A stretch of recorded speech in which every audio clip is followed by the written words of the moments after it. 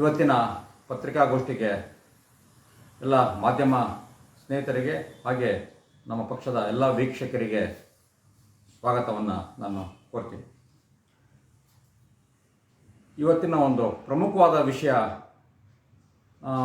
ಹಾಗೂ ಗಂಭೀರವಾಗಿರುವಂಥ ವಿಷಯ, ಕಾನೂನಿಗೆ ಸಂಬಂಧಪಟ್ಟಿದ್ದು, ಅಪರಾಧಿಗಳಿಗೆ ಸಂಬಂಧಪಟ್ಟಂಥ ವಿಷಯಗಳು ನಾನು ಒಂದು ರೀತಿಯಲ್ಲಿ ಹೇಗೆ ಹೇಳಬೇಕು ಅನ್ನೋದನ್ನೇ ನಮಗೆ ಒಂದು ರೀತಿಯಲ್ಲಿ ಗೊಂದಲ ಆಗಿರುವಂಥದ್ದು. ವ್ಯವಸ್ಥೆ ಯಾವ ರೀತಿ ಇದಾಗಿದೆ ಅನ್ನುವಂಥ ಇದನ್ನು ತಮ್ಮ ಮುಂದೆ ನಾನು ತರೋ ಪ್ರಯತ್ನ ಮಾಡ್ತೀನಿ. ನಿನ್ನೆ ಒಂದು ಹೈಕೋರ್ಟ್ನಲ್ಲಿ ಒಂದು ಪ್ರಕರಣ ಸ್ಕ್ವಾಶ್ ಆಗಿರೋದ್ರ ಬಗ್ಗೆ ನಾವೆಲ್ಲ ನೋಡಿದ್ದೀವಿ. BJPಯ ಮಾಜಿ MLA ಚನ್ನಗಿರಿಯ ಮಾಜಿ ಶಾಸಕರಾಗಿದ್ದ ಮಾಡಲ್ ವಿರೂಪಾಕ್ಷಪ್ಪನವರು ಕಳೆದ ವಿಧಾನಸಭೆ ಚುನಾವಣೆಗೆ ಮೊದಲು ಅವರನ್ನು ಲೋಕಾಯುಕ್ತದವರು ದಾಳಿ ಮಾಡ್ತಾರೆ ಅವ್ರ ಕಚೇರಿಯನ್ನು. ಆ ಸಂದರ್ಭದಲ್ಲಿ ಅವ್ರ ಮಗ ರೆಡ್ ಹ್ಯಾಂಡಾಗಿ ಅದು ಸಿಗಾಕೊಳ್ತಾರೆ. ಇವರು ಸ್ವಲ್ಪದರಲ್ಲಿ ಅದನ್ನು ರೆಡ್ ಹ್ಯಾಂಡ್ ಸಿಗಾಕೊಳ್ಳೋದು ಸ್ವಲ್ಪ ಪಾರಾಗ್ತಾರೆ. ಆ ನಂತರದಲ್ಲಿ ಆ ತಪಾಸಣೆಯಲ್ಲಿ ಕಚೇರಿಯ ಇನ್ನಿತರ ತಪಾಸಣೆಗಳಲ್ಲಿ ಇಡೀ ಕಚೇರಿ ತಪಾಸಣೆ ಮಾಡಿದಾಗ ಮತ್ತು ಅವ್ರಿಗೆ ಬಂದಿರೋ ದೂರಿನ ಆಧಾರದ ಮೇಲೆ ಇದು ಮಾಡಿದಾಗ ಹೆಚ್ಚಿನ ಹಣ ಮೊತ್ತ ಸಿಕ್ಕಿರುತ್ತೆ. ಸಿಕ್ಕಿದ್ರ ಮೇಲೆ ಅವ್ರ ಮಗನ ಅವರು ಟ್ರ್ಯಾಪಲ್ಲಿ ಸಿಗಾಕೊಂಡಿರ್ತಾರೆ. ಅವ್ರ ಮಗ ಒಂದು ಸರ್ಕಾರಿ ಜಲಮಂಡಳಿಯಲ್ಲೇ ಚೀಫ್ ಅಕೌಂಟೆಂಟ್ ಆಗಿರ್ತಾರೆ ಅವರು. ಹಾಗೆ ಮಾಡಲ್ ವಿರೂಪಾಕ್ಷಪ್ಪನವರು ಒಂದು ಸೋಪ್ಸ್ ಆ್ಯಂಡ್ ಡಿಟರ್ಜೆಂಟ್ ಇದರಲ್ಲಿ ಮೈಸೂರು ಸೋಪ್ಸ್ ಆ್ಯಂಡ್ ಡಿಟರ್ಜೆಂಟ್ ಇದರಲ್ಲಿ ಚೇರ್ಮನ್ ಆಗಿರ್ತಾರೆ. ಅಲ್ಲಿ ಒಂದು ಕಾಮಗಾರಿ ಟೆಂಡರ್ ಅಂದರೆ ಸೋಪನ್ನ ರಾ ಮೆಟೀರಿಯಲ್ ಪರ್ಚೇಸ್ ಮಾಡೋದಕ್ಕೆ ಬೇಕಾದಂಥ ರಾ ಮೆಟೀರಿಯಲ್ ಪರ್ಚೇಸ್ ಮಾಡೋದಕ್ಕೆ ಟೆಂಡರ್ಗಳನ್ನೇ ಇಲ್ಲಿ ಒಂದು ಹಣ ತೊಗೊಳ್ತಾ ಇದ್ದಾರೆ, ಅಕ್ರಮ ಹಣ ಅಂದರೆ ದುಡ್ಡು ತೊಗೊಂಡು ಟೆಂಡರ್ ಕೊಡೋದ್ರ ಬಗ್ಗೆ ಒಂದಷ್ಟು ಮಾತುಕತೆ ಆಗಿ ಅದು ಅವರು ಲೋಕಾಯುಕ್ತಕ್ಕೆ ಹೋಗಿ ಅಲ್ಲಿ ಟ್ರ್ಯಾಪ್ ಆಗಿ ಮಾಡಿದಂಥ ಪ್ರಕರಣ. ಇದೆಲ್ಲ ತುಂಬ ಆ ಸಂದರ್ಭದಲ್ಲಿ ಚುನಾವಣೆಗೆ ಮೊದಲು ಇದೊಂದು ದೊಡ್ಡ ವಿಷಯವಾಗಿ ಇವೆಲ್ಲ ನೋಡಿದ್ರಿ. ಅದರ ಪ್ರಕರಣಗಳನ್ನ ನಾನು ನಿನ್ನೆ ಹೈಕೋರ್ಟಲ್ಲಿ ಆ ಕೋರ್ಟು ವಜಾ ಆಗಿದೆ. ಅವ್ರ ಮೇಲೆ ಏನು FIR ಆಗಿ ತನಿಖೆ ನಡೀತಾ ಇತ್ತು, ವಿಚಾರಣೆ ನಡೀತಾ ಇತ್ತು. ಹೈಕೋರ್ಟ್ನಲ್ಲಿ ಅವ್ರ ಹೆಸರು FIR ಅಲ್ಲಿ ಅವ್ರ ಹೆಸರನ್ನು ತೆಗಿಬೇಕು, ವಜಾ ಮಾಡಬೇಕು ಅನ್ನೋವಂಥ ತೀರ್ಪನ್ನು ನಮ್ಮನೆಯ ಹೈಕೋರ್ಟ್ ನ್ಯಾಯಾಲಯ ಅದು ಕೊಟ್ಟಿದೆ. ಸೊ ನಾನು ಈ ಸಂದರ್ಭದಲ್ಲಿ ನಾವು ಹಿಂದೆ ಒಂದು ಸರಿ ಕೂಡ ಅವ್ರಿಗೇನು ಟ್ರ್ಯಾಪ್ ಆಗಿತ್ತು, ಟ್ರ್ಯಾಪ್ ಆದಾಗ ಅವರು ತಲೆ ತಪ್ಪಿಸ್ಕೊಂಡಿದ್ರು ಮಾಡಲ್ ವಿರೂಪಾಕ್ಷಪ್ಪನವರು. ಆ ಸಂದರ್ಭದಲ್ಲಿ ನಮ್ಮ KRS ಪಕ್ಷ ನಾನೇ ಮುಂದಾಳತ್ವದಲ್ಲಿ ನನ್ನ BJP ಕಚೇರಿಗೆ ನಿಮ್ಮ ಪಕ್ಷದ ಶಾಸಕ ನನ್ನ ಪೊಲೀಸ್ನವ್ರು ಹುಡುಕ್ತಾ ಇದ್ದಾರೆ, ದಯವಿಟ್ಟು ನಿಮ್ಮ ಸಂಪರ್ಕದಲ್ಲಿರ್ತಾರೆ, ಕಚೇರಿಯ ನಿಮ್ಮ ಪಕ್ಷದ ಶಾಸಕ ಆಗಿರೋದು ನಿಮ್ಮ ಸಂಪರ್ಕದಲ್ಲಿರ್ತಾರೆ, ದಯವಿಟ್ಟು ಪೊಲೀಸ್ನವರಿಗೆ ಅವ್ರನ್ನ ಹಿಡ್ಕೊಡೋದಕ್ಕೆ ಸಹಾಯ ಮಾಡಿ, ದಯವಿಟ್ಟು ಅದನ್ನು ಒಂದು ಒಳ್ಳೆ ಮಾದರಿಯನ್ನು ಹಾಕ್ಕೊಡಿ ಅಂತೇಳಿ ನಾವು ಕಚೇರಿಗೆ ಹೋಗಿ ಕೇಳಬೇಕು ಅಂತ ನಾವು ಹೊರಟಿದ್ದಂಥ ಸಂದರ್ಭದಲ್ಲಿ ಪೊಲೀಸ್ನವರು ಅಲ್ಲಿ ವೈಯಾಲಿ ಕವಾಲ್ ಪೊಲೀಸ್ನವರು ನಮ್ಮನ್ನು ಕಸ್ಟಡಿ ತಗೊಂಡು ನಮಗೆ ಬಂಧನ ಮಾಡಿ ಒಂದು ಇದರಲ್ಲಿ ಇಟ್ಟಿರ್ತಾರೆ. ಅದು ಕೂಡ ನ್ಯಾಯಾಲಯದಲ್ಲಿ ಪ್ರಕರಣ ದಾಖಲಾಗಿ ನ್ಯಾಯಾಲಯದಲ್ಲೂ ಕೂಡ ವಿಚಾರಣೆ ಬಂತು. ಅದು ವಿಚಾರಣೆ ಬಂದಾಗ ಕಳೆದ ಒಂದು ತಿಂಗಳಿಂದೇನೋ ಬಂತು, 1.5 ತಿಂಗಳಿಂದ ಅದು ವಿಚಾರಣೆ ಕೂಡ ಬಂದಿತ್ತು.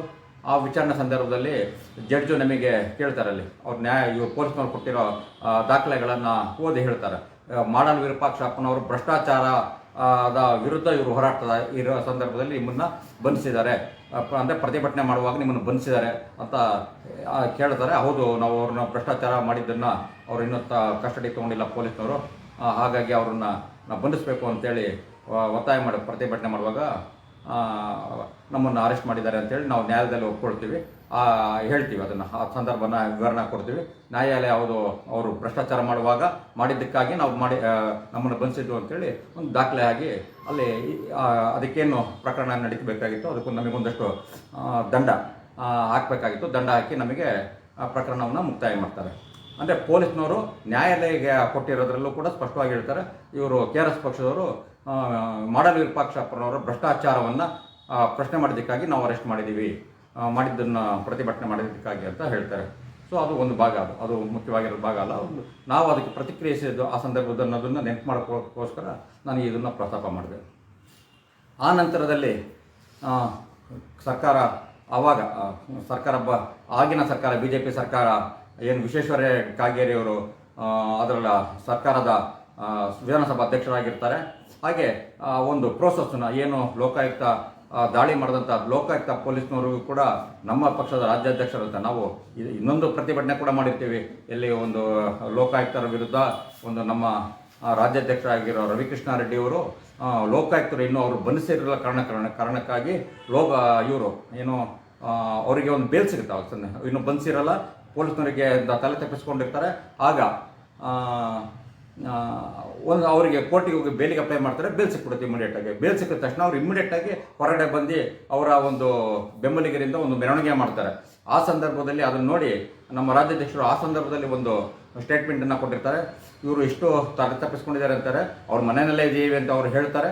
ಪೊಲೀಸ್ನವ್ರು ಏನು ಲೋಕಾಯುಕ್ತ ಪೊಲೀಸ್ನವ್ರು ಕತ್ತೆ ಕಾಯ್ತಿದ್ರ ಅನ್ನುವಂಥ ಖಾರವಾದ ಪ್ರತಿಕ್ರಿಯೆಯನ್ನು ಕೊಡ್ತಾರೆ. ಯಾಕೆಂದರೆ ಅದು ಹಂಗಿರುತ್ತೆ. ಪೊಲೀಸ್ನವ್ರು ಇಡೀ ಎಲ್ಲ ಕಡೆ ಹುಡುಕ್ತಾ ಇದ್ದೀವಿ ಅಂತಾರೆ, ಆದರೆ ನೋಡಿದ್ರೆ ಅವ್ರನ್ನ ಮನೆಯಲ್ಲೇ ಇದ್ದೀವಿ ಅಂತಾರೆ. ಅಂದರೆ ಇವ್ರೇನು ಮಾಡ್ತಿದ್ರು ಅನ್ನೋದನ್ನು ಸಾರ್ವಜನಿಕವಾಗಿ ಅವ್ರೇನು ಮಾಡ್ತಿರ್ಲಿಲ್ಲ, ಕೇವಲ ಒಂದು ಹಿಡಿತಾ ಇದೀವಿ ಅಂತ ನಾಟಕ ಆಡೋ ರೀತಿಯಲ್ಲಿ ಮಾಡ್ತಿದ್ರು ಅನ್ನೋದು ಆ ಉದ್ದೇಶವನ್ನು ತೋರಿಸ್ತದು.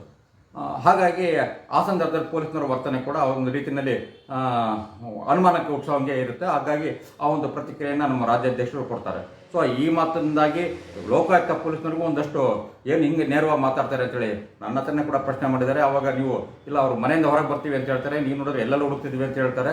ಸೊ ಇದೇನು ಅನುಮಾನ ಹುಟ್ಟಿಸುತ್ತೆ ಲೋಕಾಯುಕ್ತ ಪೊಲೀಸ್ನರ ಪ್ರಾಮಾಣಿಕ ಕರ್ತವ್ಯದ ಬಗ್ಗೆ ಅಂತ ನಾನು ಕೂಡ ಅವರಿಗೆ ಆ ಸಂದರ್ಭದಲ್ಲಿ ಲೋಕಾಯುಕ್ತ ಕಚೇರಿಯಲ್ಲಿ ಒಂದಷ್ಟು ಪ್ರಸ್ತಾಪ ಬಂದಾಗ ಏನು KRSನವ್ರು ನೀವು ಈ ರೀತಿ ಎಲ್ಲ ಮಾತಾಡ್ತೀರಾ ಅಂತ ಹೇಳಿದಾಗ ನಾನು ಅವ್ರಿಗೆ ಪ್ರತ್ಯುತ್ತರ ಕೊಟ್ಟಿರ್ತೀನಿ.